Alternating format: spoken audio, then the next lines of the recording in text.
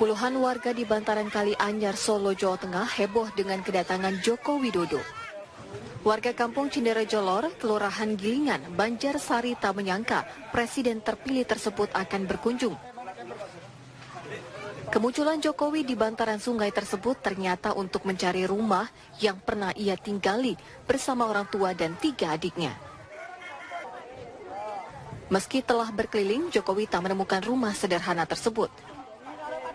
Rupanya kawasan itu sudah menjadi permukiman padat penduduk. Meski begitu, Jokowi cukup terhibur dengan kenangan masa kecilnya. Ya, ini memang masa kecil saya di sini, di pinggir kali ini. Ya, mengingatkan kehidupan saya 53 tahun yang lalu sampai umur di sini umur 11 tahun.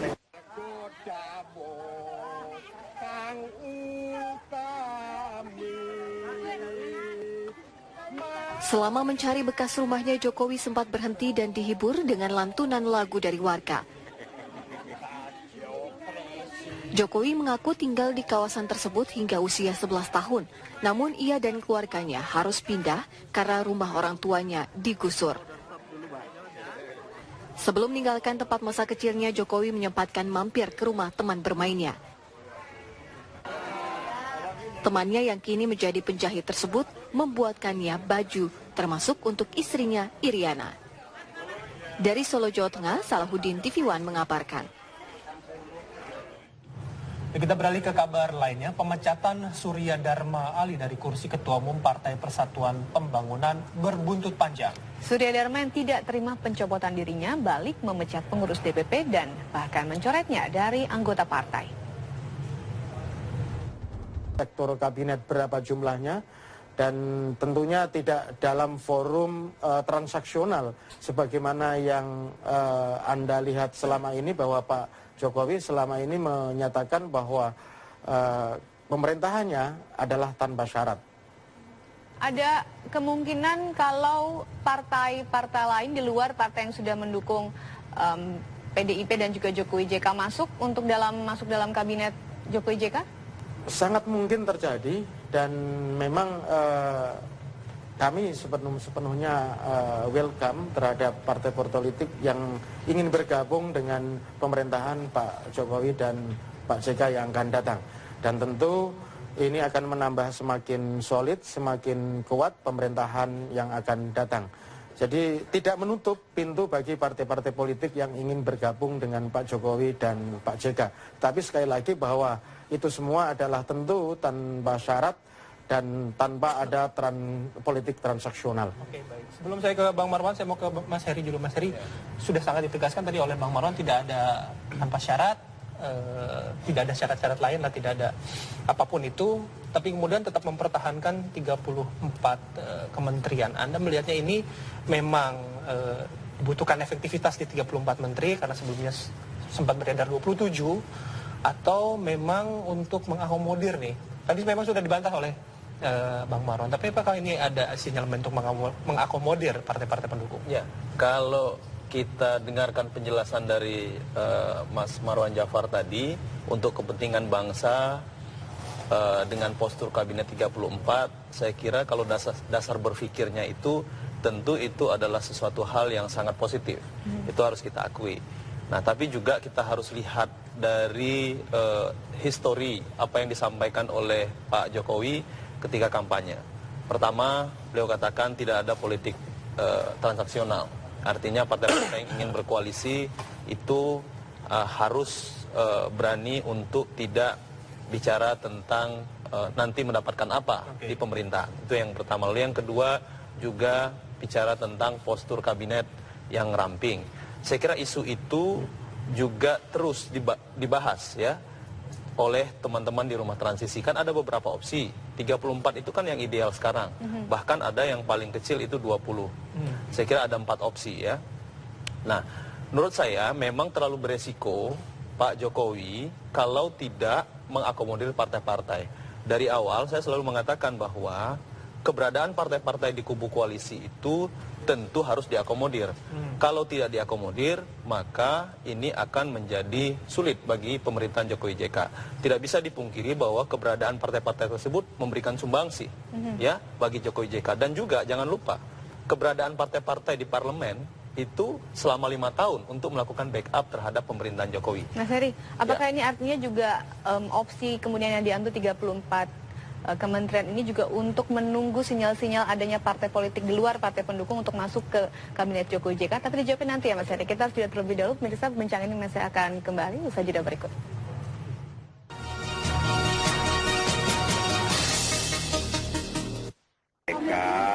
Bahwa akan banyak nanti profesional yang memegang kabinet. Iya benar. Kita setiap malam dengan Pak JK. Ada yang baru Pak dari besok formasi kabinet Anda, Menteri Utama. Belum. Nanti setelah tanggal 15 lah, pertengahan September baru saya sampaikan. Dia mengenai posisi wakil menteri Nanti akan disampaikan. Ini belum waktunya. Dari P3 sudah ada yang ngontak Pak? Hah? Dari P3? Ya itu partai yang ngurusi. Nah, kita lanjutkan kembali perbincangan. Mas Heri tadi terpotong sebelum jeda, jadi adanya opsi terakhir itu 34 kementerian yang kemudian yang dihasilkan. Ini memang untuk menunggu partai politik lain di luar pendukungnya untuk masuk? Ada beberapa alasan menurut saya. Ya, kalau kita katakan 34 itu juga untuk mengakomodir kepentingan politik, ya. Ya, memang. Ya, karena apa? Kalau nanti berkurang menjadi 27 atau 20, tentu ada resiko yang harus dihadapi. Jumlah menteri berkurang, tentu porsi-porsi untuk teman-teman partai politik juga bisa tidak terakomodir. Seperti sempat wacana itu muncul kan ketika rumah transisi atau tim 5 yang berada di rumah transisi itu terbentuk kan, sempat beberapa teman-teman di partai politik tidak diakomodir di situ. Itu yang pertama. Yang kedua, Jokowi pun pada akhirnya dihadapkan pada kondisi bahwa untuk merampingkan kabinet itu memerlukan kos yang besar. Kan tidak mudah juga menurunkan, karena sekarang kita tahu postur kabinet dengan 34 menteri itu kan ada kementerian dan departemen, ya, ada Menko. Nah, ini juga menurut saya menjadi kendala. Jadi yang perlu kita ketahui sekarang adalah bagaimana dengan apa yang pernah disampaikan Jokowi ketika kampanye misalnya. Dikatakan bahwa akan menyusun kabinet ramping, pada kenyataannya ada hal-hal juga yang menurut saya kenyataan atau realitas politik hari ini juga membuat Jokowi pada akhirnya balik kepada postur yang 34 itu. Lalu yang kedua misalnya soal lagi kompetensi, katakan seperti itu. Kompetensi perdebatan antara profesional dan non-profesional. Saya sependapat tadi disampaikan oleh Mas Marwan misalnya, orang-orang profesional itu tidak hanya berada seperti kami, berada di luar partai politik misalnya. Banyak teman-teman partai politik yang juga profesional, ya, dari sisi banyak hal, ya. Profesional kan bisa menjadi perdebatan menurut saya di wilayah itu. Nah, tinggal lagi, apakah nanti Jokowi ini akan mengakomodir atau seperti apa akomodir yang akan dilakukan Jokowi terhadap teman-teman partai politik? Kalau kita bicara dari aspek kuantitatif, berapa jumlah nanti teman-teman yang berada di partai politik atau yang belum? Kalau sekarang kan baru kajian-kajian yang dilakukan adalah pada postur jumlah kementerian. Sepertinya yang kita lihat dari informasi beberapa hari ini atau mengkerucut pada hari ini, itu akan 34, tidak akan bergeser. Cuma memang ada beberapa kementerian yang digabungkan. Misal contoh Kementerian Pendidikan dan Kebudayaan itu akan menjadi 2 menteri, Menteri Pendidikan Tinggi dan Riset, lalu Menteri Pendidikan Dasar dan Menengah. Nah, ini juga menurut saya catatan, kalaulah itu dipecah menjadi 2, berarti kan ada kemungkinan kementerian baru nantinya. Nah, seperti apa kementerian baru ini dan siapa yang akan menempati? Menurut saya juga kalau Jokowi JK tetap tidak mengakomodir teman-teman di partai politik, ini menjadi sinyal yang akan membuat hambatan-hambatan berarti bagi Jokowi di pemerintahan ke depan. Tanyakan langsung kepada Bang Marwan. Bang Marwan tadi sudah mendengar keterangan dari Mas Heru Budianto. Dengan adanya struktur kabinet 34 ini kan memang kemungkinan atau ada sinyalemen untuk mengakomodir kepentingan-kepentingan. Nah, dari PKB sendiri ada nggak keinginan untuk diakomodir dalam kabinet Jokowi JK? Kemudian bentuknya itu seperti apa? Apakah sudah membicarakan jumlah atau seperti apa, Bang? Saya kira hari ini kita tidak bicara hal yang teknis politik seperti itu, tetapi kita membicarakan nomenklatur pemerintahan yang akan datang.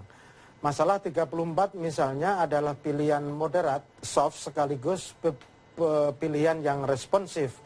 Dan yang kedua yang perlu kita pikirkan dan perlu kita diskusikan secara lebih serius adalah bahwa ketika ada kementerian yang dilikuidasi, itu akan ada gejolak atau dinamika di dalam birokrasi. Kita punya pengalaman di dalam pemerintahan Presiden Abdurrahman Wahid misalnya, ketika Kementerian Sosial dan Kementerian Penerangan waktu itu dilikuidasi, terjadi gejolak atau dinamika di dalam birokrasi bahkan sampai 2 tahun. Dan tentu ini bisa mengganggu stabilitas pemerintahan. Yang kedua adalah yang perlu kita pikirkan dan diskusikan lebih dalam adalah adanya kementerian baru misalnya. Ketika misalnya Presiden Gus Dur membentuk Departemen Kelautan, itu membutuhkan waktu 2-3 tahun untuk menyusun nomenklatur sekaligus membentuk birokrasi yang ada di dalamnya. Nah, yang kita butuhkan adalah sekarang adalah kabinet yang bekerja, kabinet yang cepat, responsif, menangani kepentingan dan kompleksitas masalah bangsa kita. Oleh karena itu, hal-hal yang sifatnya mendasar dan fundamental, seperti yang saya katakan tadi, ini tidak boleh diabaikan. Jadi saya tidak berbicara mengenai akomodasi politik, sekaligus dapat jatah apa dan seterusnya itu, tetapi saya lebih banyak bicara mengenai resiko-resiko pemerintahan yang akan datang jika misalnya ada penggabungan kementerian atau pengurangan kementerian atau apapun istilahnya. Tapi kalau sekedar misalnya ganti nama, saya kira tidak menjadi masalah. Yang kita diskusikan lebih lanjut adalah bagaimana efek dari penggabungan atau melikuidasi kementerian itu. Ya, Bang, kita tahu kalau kondisi ini politik terus akan berubah begitu dinamis. Kalau memang di perjalanan ini tiba-tiba ada kemudian partai politik di luar partai pendukung yang kemudian masuk dalam kabinet Jokowi JK. Kita tahu bahwa PKB termasuk salah satu partai yang mendukung perjuangan dari awal Jokowi JK. Apa kemudian yang akan dilakukan? Karena ini kan bisa jadi mengubah komposisi jatah begitu ya, komposisi jatah yang akan dimiliki oleh PKB. Saya kira kami tidak berpikir sejauh itu. Maka saya katakan tadi bahwa kita tidak berpikir untuk bagian-bagian atau jatah-penjatahan itu. Tapi yang lebih kita pikirkan adalah bagaimana stabilitas pemerintahan itu berjalan dengan baik dan efektif, sekaligus bagaimana stabilitas di parlemen itu juga kondusif, di mana ada sinergisitas antara pemerintahan dan parlemen. Saya kira ini jauh lebih penting dibahas dan didiskusikan, sekaligus barangkali mungkin juga diimplementasikan dibanding kita berbicara soal jatah-jatahan di kabinet itu. Oke, Bang Marwan, tapi Anda misalnya menolak membicarakan soal jatah-jatahan, tapi ini sepertinya pasti PKB juga memiliki beberapa nama yang bila diminta oleh Jokowi JK untuk mengisi jatah kursi menteri, memiliki kapabilitas. Nah, dari PKB sendiri sebenarnya sudah ada nggak calon-calon itu, Bang? Atau Bang Marwan jangan-jangan nih? Kami kira kami di internal PKB belum membicarakan sejauh itu. Tentu itu adalah wilayahnya Presiden, nanti Pak Jokowi sebagai pemegang mandat hak prerogatif. Dan kita sepenuhnya serahkan kepada Pak Jokowi, dan tentunya nanti ada pembicaraan antara Pak Jokowi, Pak JK, dengan para ketua umum partai politik, dan disitulah nanti kita bicara mengenai idealitas pemerintahan yang akan datang, sekaligus bagaimana kita bisa mengefektifkan dan menyusun langkah-langkah politik sekaligus langkah-langkah yang sifatnya program dalam rangka untuk kesejahteraan bangsa dan negara kita. Baik. Saya kira itu jauh lebih ideal dan lebih responsif dalam kerangka untuk membangun Indonesia masa depan yang jauh lebih baik. Ya, Mas Heri. Ya, saya kira kalau kita bicara tentang porsi kabinet yang partai politik, saya kira memang harus dikaitkan juga dengan style daripada presiden. Kita tahu bahwa Jokowi sepertinya dari awal ketika MK memutuskan sebenarnya beberapa partai politik termasuk juga PKB itu sudah ada wacana di publik untuk menyodorkan beberapa nama. Lalu kemudian ternyata style politiknya kan Pak Jokowi itu sepertinya dalam tanda petik kan enggan, gitu ya, enggan kalau ada hal yang seperti itu. Nah sekarang kan teman-teman menunggu, jadi teman-teman partai politik kan tidak begitu aktif, proaktif, tapi sifatnya menunggu. Itu saya kira stylenya Pak Jokowi. Jadi Pak Jokowi itu sepertinya tidak mau kalau partai politik itu masuk terlalu jauh dalam area hak prerogatifnya itu tadi. Nah dalam konteks itu saya kira itu soal style. Ya. Lalu kemudian soal yang lain terkait dengan postur kabinet tuh gini, kita pada akhirnya masyarakat ya khususnya tidak bisa banyak berharap juga pada janji-janji apa yang pernah disampaikan oleh Jokowi. Pada kenyataannya nanti juga realitas politik dan pemerintahan itu akan berpengaruh. Nah, misal contoh, ya? Itu juga nggak dipisahkan. Soal kabinet saja misalnya disampaikan misalnya kabinet ramping, lalu kemudian nanti tidak ada akomodasi atau tidak ada koalisi bagi-bagi kursi di parlemen, misalnya parlemen dengan pemerintahan misalnya. Pada kenyataannya realitas politik menghadapkan presiden terpilih pada hal itu. Juga dengan janji-janji yang lain menurut saya. Jadi pada kenyataannya masyarakat kita juga tidak bisa banyak berharap Jokowi pada akhirnya bisa menjalankan janji-janji politiknya ketika kampanye. Dan karena itu saya kira mulai dari sekarang realitas politik dan pemerintahanlah termasuk juga ekonomi yang pada akhirnya dihadapi oleh pemerintahan Jokowi JK yang juga kita juga harus berdamai gitu loh dengan apa yang pernah disampaikan oleh Pak Jokowi. Baik, kita dapat poinnya. Mas Heri, terima kasih waktunya telah bergabung sama kami di Kahar Petang. Bang Marwan Jafar juga terima kasih. Terima kasih. Selamat malam.